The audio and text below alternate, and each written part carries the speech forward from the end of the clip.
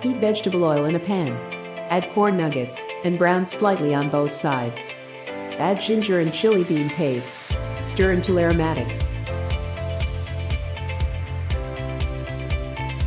Add water, vinegar, soy sauce and tomato sauce. Simmer 5 minutes, adding more water as needed.